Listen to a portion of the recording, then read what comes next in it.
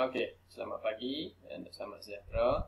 Baik, untuk minggu ni kita nak teruskan dengan ulang kaji yang berikutnya, iaitu bab 4, tumbuh-tumbuhan semula jadi di Malaysia. Okey, untuk tingkatan 3. Baik, ulang kaji untuk kali ini, apa yang akan kita lihat? Yang pertama iaitu kita akan kenal pasti jenis dan juga taburan tumbuh-tumbuhan semula jadi di Malaysia.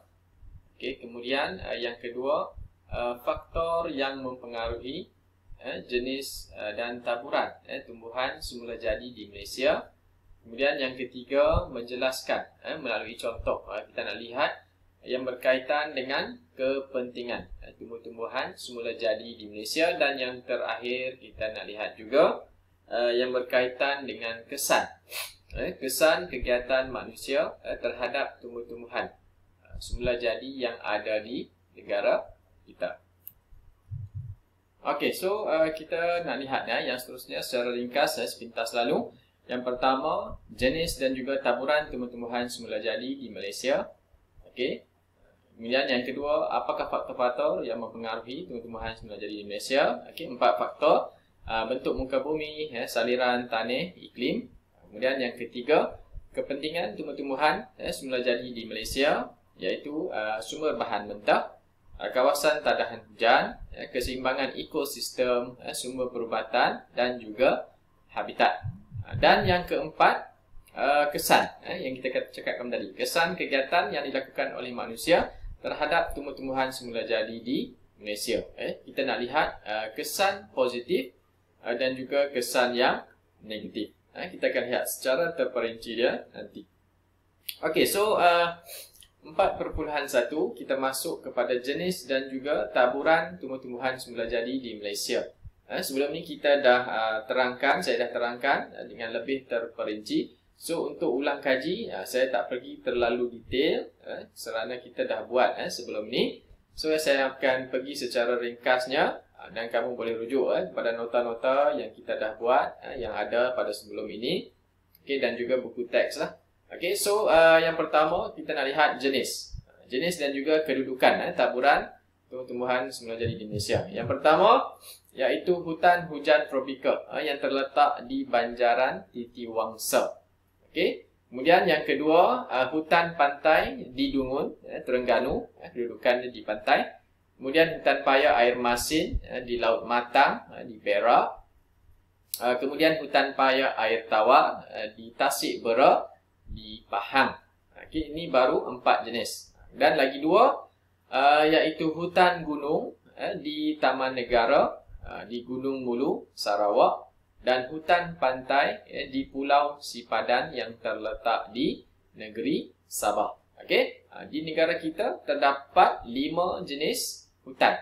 Hutan hujan tropika, hutan paya air tawar, hutan paya air masin, hutan gunung dan juga hutan pantai. Seperti yang kita tahulah, di negara kita iklim khatulistiwa, panas dan lembap sepanjang tahun, yang menyebabkan penggalakan ataupun menggalakkan lagi pelbagai jenis hidupan tumbuhan dapat hidup secara semula jadi di Malaysia.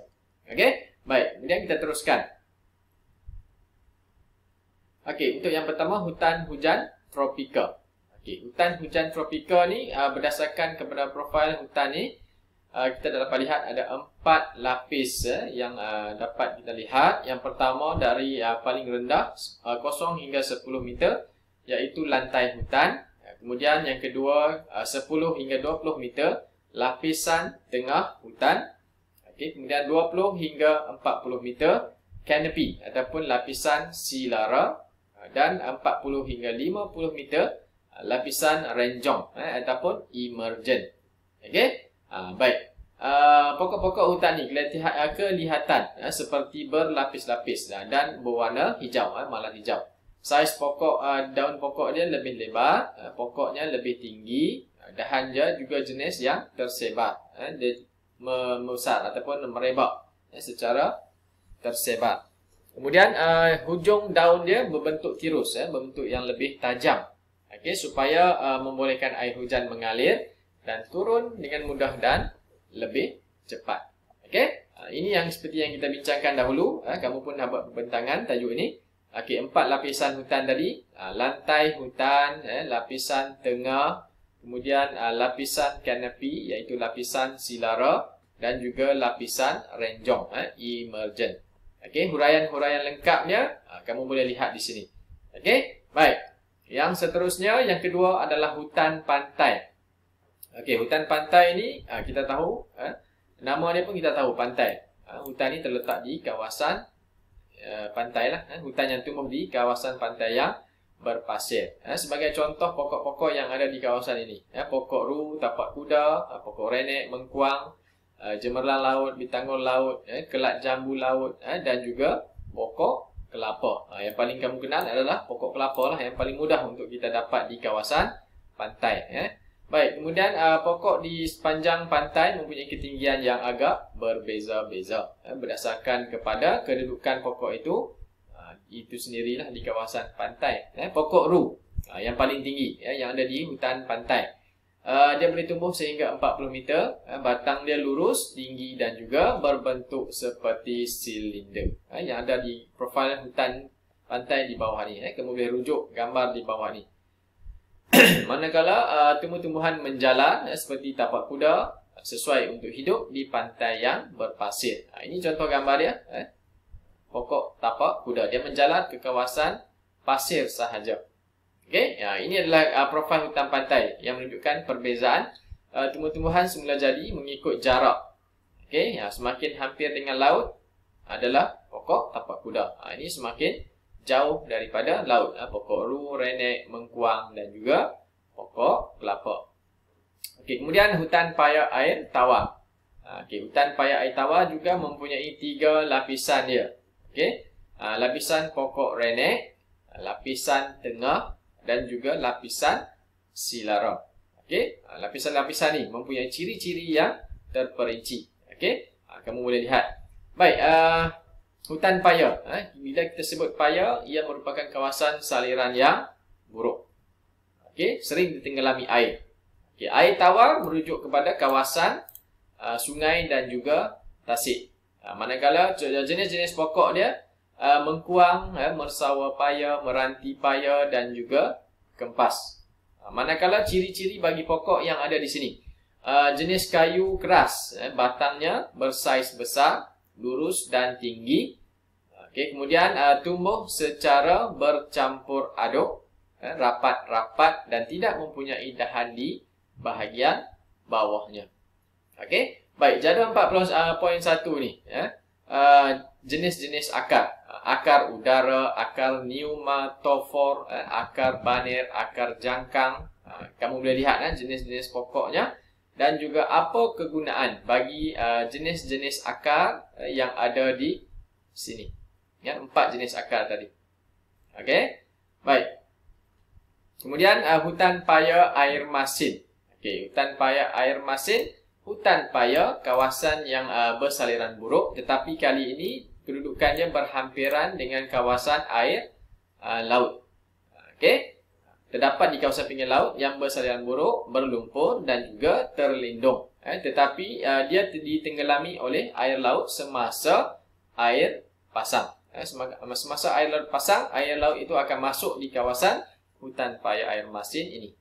Okey, baik. Kemudian contoh pokoknya, pokok bakau, nipah, lenggadai, tumu, merah, paku pakis, gelam, ramin, jongkong dan juga nibung. Okey, baik. Kemudian tumbuh-tumbuhan berbeza mengikut jarak daripada laut. Semakin hampir dengan laut, pokok yang tertentu. Contohnya pokok bakau. Jauh sedikit, pokok nipah, paku pakis, laut dan pokok nibung. Manakala di kawasan hutan paya air masin, jenis akar dia 2 jenis, akar ceracak dan juga akar jangkang.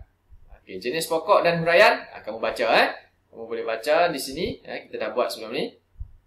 Baik, kemudian hutan gunung. Hutan gunung ini ketinggian yang lebih tinggi, melebihi 1200 meter daripada aras laut. Jenis tumbuh-tumbuhan dia juga berbeza mengikut kepada ketinggian. Dan tumbuh-tumbuhan di sini akan menyesuaikan diri mengikut kepada ketinggian, suhu dan juga jenis tanah, kesuburan tanah bagi sesebuah kawasan itu sendiri. Baik, Bagi ketinggian ataupun hutan gunung, dia mempunyai lapisan yang tertentu juga. 4 lapisan. Yang paling rendah iaitu daripada 1200 hingga 1800 meter dikenali sebagai hutan mountain bawah. Okey. Kemudian lapisan yang kedua 1800 hingga 2900 meter, hutan mountain atas. Yang ketiga 2900 hingga 3500 meter, tumbuhan hampir alpine. Dan kemudian melebihi 3500 meter iaitu tumbuhan alpine. Okey. Bagi ciri-ciri dia dan jenis pokok, kamu boleh rujuk pada jadual 4.3 ini. Okey, baik. Kemudian kita nak teruskan dengan 4.2. Faktor-faktor yang mempengaruhi tumbuh-tumbuhan semula jadi di Malaysia. Seperti yang dapat kita lihat di gambar rajah ini, faktor-faktor yang mempengaruhi kepada taburan dan juga tumbuh-tumbuhan semula jadi di Malaysia ada 4. Okey, yang pertama bentuk muka bumi. Okey, kemudian yang kedua adalah saliran. Okey, kemudian yang ketiga adalah tanah dan yang keempat iklim. Okey, so kita akan lihat satu persatu faktor yang berkaitan dengan apa faktor yang mempengaruhi taburan tumbuh-tumbuhan semula jadi di Malaysia. Okey, faktor bentuk muka bumi yang pertama iaitu muka bumi berbentuk ataupun mempunyai kawasan bertanah, pamah dan juga kaki bukit. Okey, ini yang pertama. Hutan hujan tropika tumbuh di kawasan tanah pamah, kaki bukit yang mempunyai saliran yang baik. Manakala terdiri daripada pokok yang tinggi, saiz besar, manakala kawasan yang berada di bawah 180 meter dari aras laut. Akar banet berfungsi untuk menyokong pokok daripada tumbang. Fungsi akar supaya dia lebih kuat. Baik. Kemudian bentuk muka bumi yang seterusnya, muara sungai, pinggir tasik dan pinggir laut, iaitu kawasan berpasir dan melumpur, ditumbuhi hutan pantai, kawasan pinggir laut yang terlindung, dan muara sungai berlumpur ditumbuhi hutan paya, air masin. Kemudian tanah pamah yang sering ditenggelami air ditumbuhi oleh hutan paya, air tawar. Okey, rujuk kepada gambar. Ini muara sungai, pinggir laut dan juga pinggir tasik. Kemudian tanah tinggi, melebihi 1200 meter dari aras laut. Tumbuh-tumbuhan dia pada ketinggian ini terdiri daripada pokok yang saiz dia lebih kecil. Manakala pada ketinggian 1800 meter hingga 2900 pula terdapat pertumbuhan jenis tumbuhan yang lain pula. Contohnya seperti lumut dan juga pokok-pokok yang tumpang, pokok yang menumpang. Contohnya seperti pokok orkid dan juga pokok-pokok bantut. Ini contoh-contoh pokoknya. Kamu dapat lihat di sini. Okey. Baik. Kemudian yang seterusnya saliran, kita akan lihat pada video yang kedua.